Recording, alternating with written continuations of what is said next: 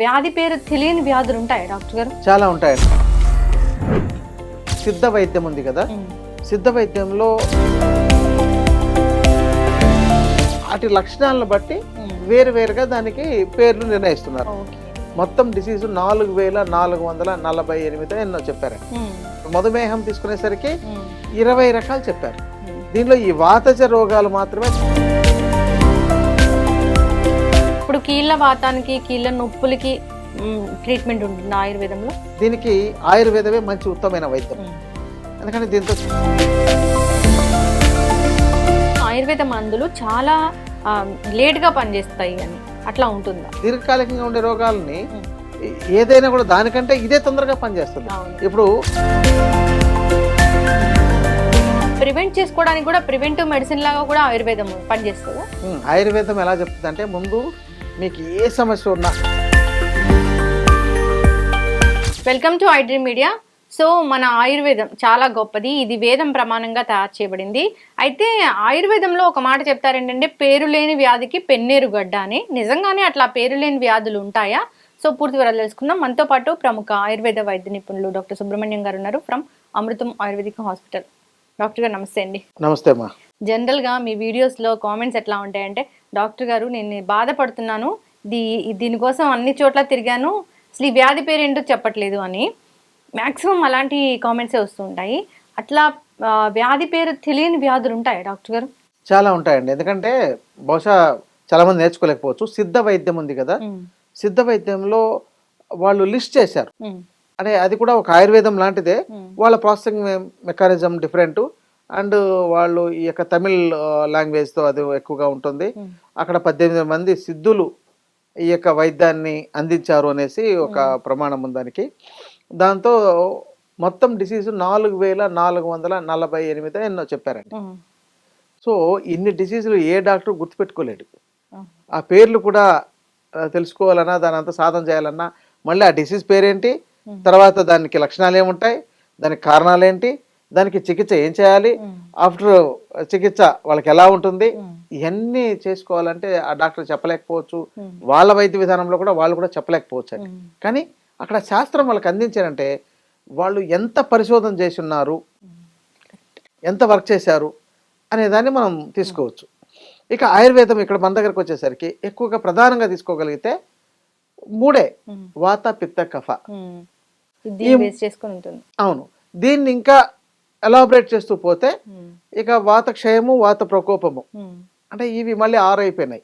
మళ్ళీ దీనిలో 2 వాత పిత్త రోగాలు, పిత్తవాత రోగాలు, అది కఫవాత రోగాలు, ఇలా మళ్ళీ వాటిని ఇట్లా మిక్స్ చేయొచ్చు అనమాట. ఇట్లా చెప్తారు కానీ డయాబెటీస్, బీపీ అట్లా చెప్పరా డాక్టర్? ఇవన్నీ ఆధునిక వైద్యం కదా. ఇక్కడ దీనికి వచ్చేసరికి వీటిలో వచ్చే మార్పులకే రకరకాల పేర్లు పెట్టారు. ఆ పేర్లు అనేవి కూడా చాలా ఉన్నాయి. ఇప్పుడు మధుమేహం తీసుకునేసరికి 20 రకాలు చెప్పారు. డయాబెటీస్ అని మనకి ఎక్కడైతే ఇక్కడ 4 రకాలు చెప్పారో, అంటే ఒకటి type 1, type 2, zonal diabetes, gestational diabetes అని చెప్పని 4 రకాలుగా మనకు చెప్తుంటారు. ప్రధానంగా టైప్ 1, టైప్ 2 అనేవి ఉంటున్నాయి. ఇది ఆధునిక వైద్యం చెప్పింది. ఇక అదే ఆయుర్వేదంలోకి వచ్చేసరికి ఇది వాతజ 4 రకాలు, పిత్తజ ఒక 6 రకాలు, కఫజ ఒక 12 రకాలు అని చెప్పని 10 రకాలు, ఇలా ఒక 20 రకాలు చెప్పింది. దీనిలో ఈ వాతజ రోగాలు మాత్రమే తగ్గదు అని చెప్పని చెప్తుంది అనమాట. అది అంటే ఈ తీవ్రమైన ప్రాబ్లమ్స్, చాలా రకాల ఆర్గాన్స్ అన్ని ఇన్వాల్వ్మెంట్ ఉన్నాయనుకోండి, అవి సన్నిపాతజ అంటారు. అంటే వాతము, పిత్తము, కఫము 3 రకాల దోషాలు మిక్స్ అయి ఉంటాయి. సో ఇది ఇలా పబ్లిక్ చెప్పినా వాళ్ళకి అర్థమయ్యేదేం కాదు. ఎట్లా చెప్తారంటే డాక్టర్ గారు, ఈ దురద వస్తుంది, లేదా స్కిన్ ర్యాష్ వచ్చింది, ఇన్ని చోట్ల తిరిగాను తగ్గలేదు, కనుక్కోలేకపోతున్నారు అనేది అలాంటి మొండి వాటితోనే వస్తూ ఉంటారు. అది దానికి పేరు ఉండదా? ఉంటుందండి. అంటే మోడర్న్ లో లక్షణాలు బట్టి రకరకాలుగా పెట్టారు. ఇప్పుడు అన్ని సిండ్రోమ్స్ కింద కూడా చెప్పే సందర్భాలు ఉంటున్నాయి. కానీ ఆయుర్వేదంలోకి వచ్చేసరికి ఒక స్కిన్ డిజీస్ అన్నింటినీ ఒక 18 రకాల వాటిగా డివైడ్ చేశారు. దానిలో ప్రధానంగా 7 బాగా తీవ్రంగా ఇబ్బంది పెట్టేవి, కొన్ని ఇంకా 11 రకాలు వేరే రకంగా ఉన్నాయని చెప్పని ఈ రకరకాలుగా చెప్పబడింది. ఇక్కడికి వచ్చేసరికి వాటి లక్షణాలను బట్టి వేరువేరుగా దానికి పేర్లు నిర్ణయిస్తున్నారు. ఇది ఆధునిక వైద్యం ఎక్కువగా డామినేట్ చేస్తుంది కాబట్టి ఇప్పుడు డయాబెటీస్, బీపీ, థైరాయిడ్ ఇలాంటివన్నీ కూడా. కానీ వీటిని మనము ఆయుర్వేదంలో తీసుకున్నా కూడా వీటికి పేర్లన్నీ తీయొచ్చండి వాటిని.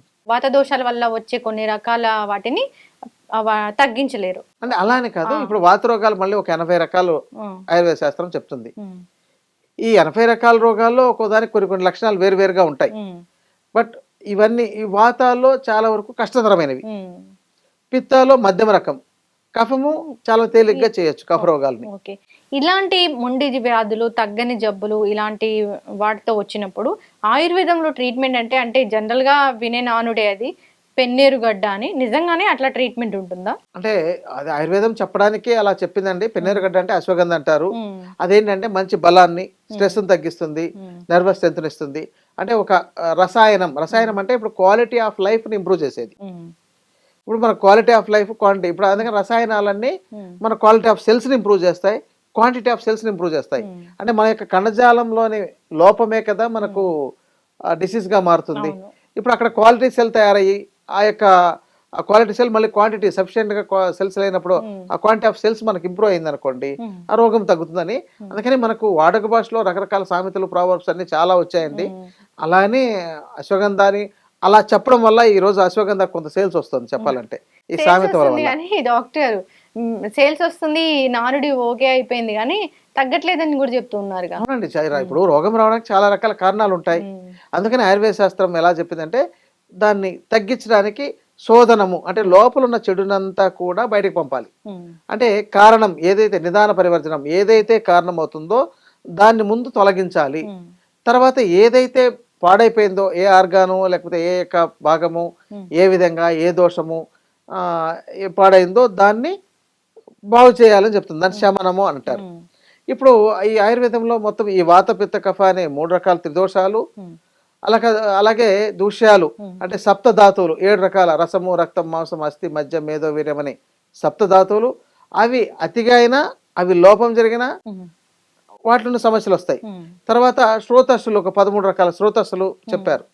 ఈ శ్రోత మార్గాలు ప్రాపర్గా లేకపోతే ఆ యొక్క ఆర్గాన్స్ కు కావాల్సిన న్యూట్రిషన్ అందకపోవడం కానీ లేకపోతే సరిగా ఫంక్షన్ చేయకపోవడం కానీ సందర్భాలు ఉంటాయి. కాబట్టి ముందు ఈ త్రిదోషాలు త్రిమలాలు కరెక్ట్ చేస్తూ తర్వాత ఈ యొక్క దూషమైన అనే ధాతువుల్ని ధాతు శక్తిని ఇంప్రూవ్ చేస్తూ ఈ యొక్క శ్రోతస్సుని ప్రాపర్గా శుభ్రం చేయడం, లేకపోతే వాటితో ఉన్న దోషాలని వాటిని ఎలా కరెక్ట్ చేయాలో అంటే ఏ భాగంలో ఏ ఆర్గాన్స్ ఉన్నాయి వాటికి ప్రాబ్లం ఏంటి అనేది చేస్తూ ఇంకా ఇప్పుడు ఆధునిక వైద్యం చాలా వరకు జోడించుకోవచ్చు.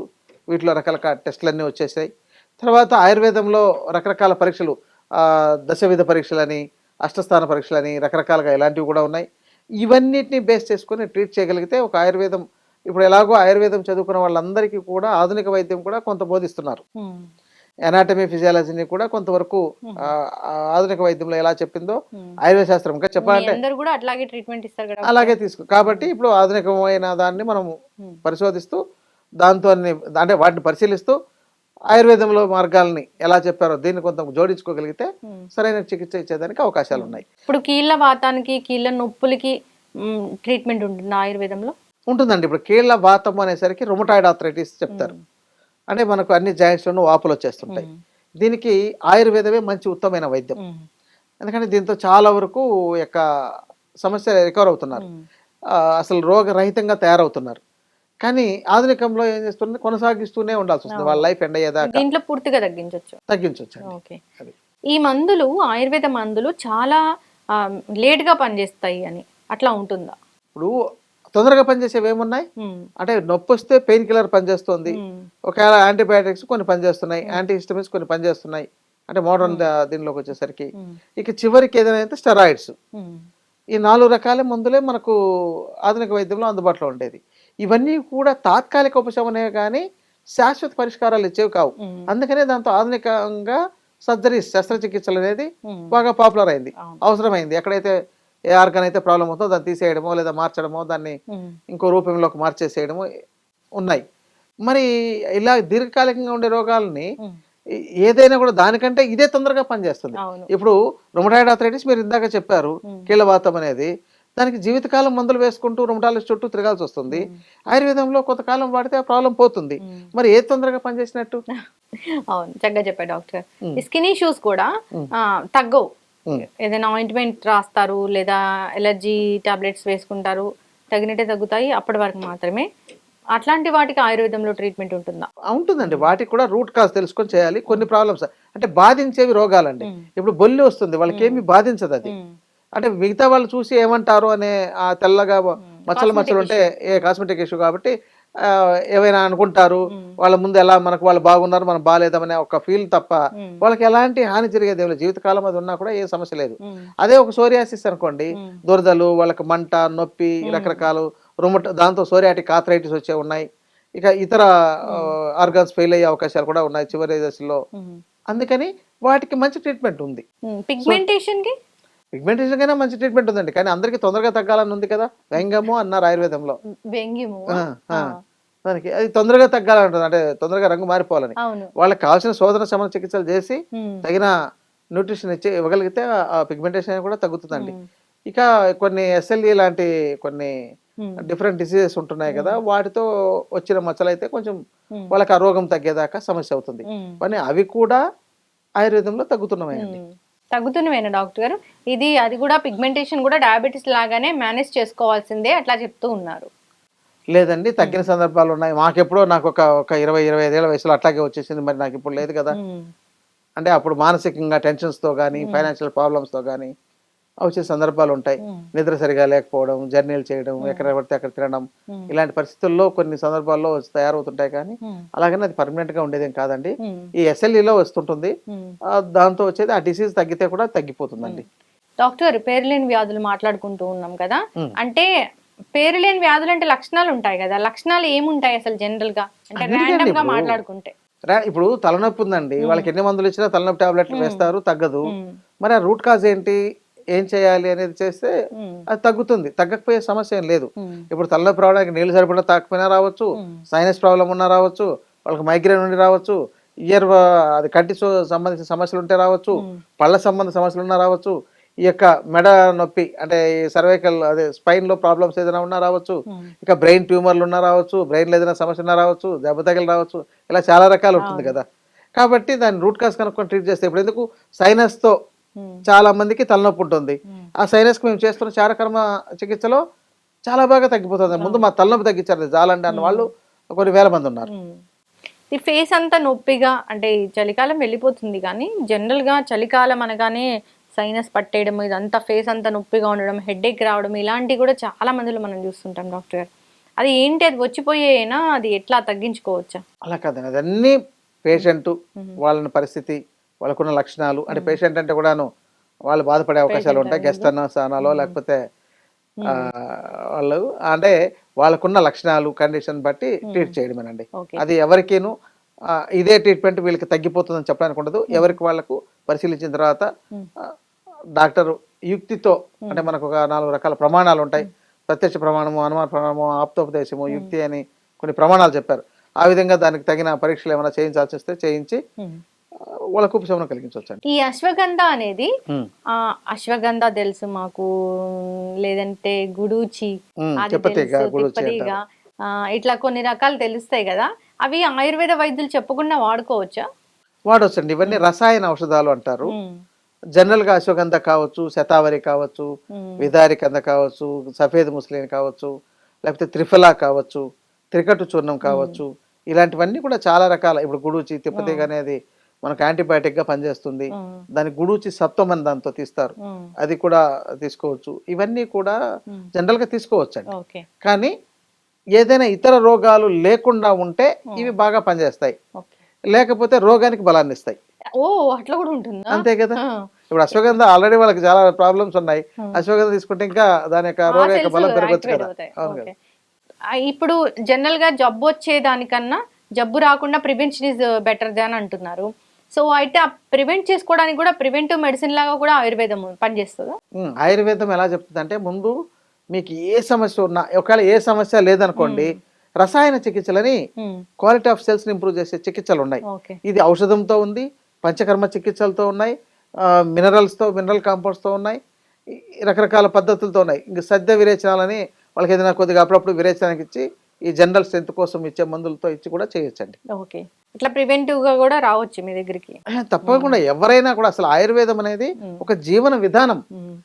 ఆ యొక్క జీవనంలో వాళ్ళకు రోగాలు లేకుండా చేసుకోవడానికి, రోగాలు రాకుండా చేసుకోవడానికి ఉన్న మార్గాలన్నిటినీ అన్వేషించి తెలుసుకొని వాటిని ఆచరించడమే ఆయుర్వేదం. అంతే తప్ప ఆయుర్వేదం అంటే రోగాలకు మందులు మాత్రమే కానే కాదు. అసలు ఉత్తమమైనది జీవన విధానం. ఆ జీవన విధానానికి కావాల్సినవన్నీ కూడా తెలుసుకుని ఉపయోగించుకోవడం ఉత్తమమైనది. మధ్యమైనది ఔషధం వాడడం. ఇక అధమమైనది ఏదైనా శస్త్రచికిత్సలు చేయించుకోవడం. శస్త్రచికిత్స అంటే ఆయుర్వేదంలో చేస్తున్నారు డాక్టర్? ఉందండి ఆయుర్వేదంలో సదరీసు, ఇప్పుడు ఫిస్టులా ఇలాంటివన్నీ కూడాను ఆయుర్వేదంలో క్షారకర్మ, అవన్నీ చారసూత్ర పద్ధతుల్లో చేసే విధానాలు ఉన్నాయి. అగ్నికర్మ విధానం ఉంది. కొన్నిటికి ఇప్పుడు పాదాల్లో నొప్పి వస్తుంది, అసలు ఎన్ని మందులు వాడినా తగ్గదు. అరిపాదాల్లో నొప్పులు ఉంటే వాళ్ళు ఉదయం నిద్ర లేవగానే ఇలా నడవాలంటే నొప్పి, కొంతసేపు వాళ్ళు అటు ఇటు గోడ పట్టుకుని నడిచిన తర్వాత కానీ వాళ్ళకి కొంత నొప్పి తగ్గదు. దానికి రకరకాల ఇంజెక్షన్స్ ఇచ్చుకుంటుంటారు కూడా, అయినా కూడా తగ్గదు. చివరికి ఆయుర్వేదంలో అగ్నికర్మ చికిత్సతో చాలా అద్భుతంగా తగ్గుతుంది. చక్కటి ఇన్ఫర్మేషన్ డాక్టర్ గారు. మీరు చాలా సీనియర్ ఆయుర్వేద వైద్యులు, ఎన్నో రకాల అనారోగ్య సమస్యలను తగ్గిస్తూ ఉంటారు. అంటే ప్రివెన్షన్ కూడా ఉంటుంది అక్కడ. అంటే ఎట్లా మన లైఫ్ స్టైల్ ఎలా ఉండాలి, ఎలా మోడిఫై చేసుకోవాలి, జబ్బులు రాకుండా ఇమ్యూనిటీని ఎలా బూస్ట్ చేసుకోవాలి, ఇలాంటివి కూడా అక్కడ ట్రీట్మెంట్ అనేది జరుగుతూ ఉంటుంది. ఫాలో అవ్వాలని కోరుకుందాము. అంతేకాకుండా మీ దగ్గర nose treatment very very special, తగ్గిపోతుంది. అది దానికి ఎక్కడ ట్రీట్మెంట్ అనేది సరిగా అందక చాలామంది ఇబ్బంది పడుతూ అసలు గాలి తీసుకొని పరిస్థితుల్లో కూడా వస్తూ ఉంటారు. ఆయుర్వేదం చాలా గొప్పది. చాలా మంచి ఇన్ఫర్మేషన్ డాక్టర్ గారు. అందరూ ఫాలో అవ్వాలని కోరుకుందాం. ధన్యవాదాలు. ధన్యవాదాలమ్మా. నమస్తే. And for more videos, Please subscribe to iDream. Please subscribe to iDream. Please subscribe iDream. And please subscribe to iDream. For more videos, subscribe to iDream. please like, share and subscribe to the channel. Congratulations, iDream. Subscribe to iDream. Subscribe to iDream. So subscribe to iDream Media. iDream team andarki huge congratulations. Please subscribe iDream Media. Please subscribe to iDream. Subscribe iDream. Please subscribe to iDream.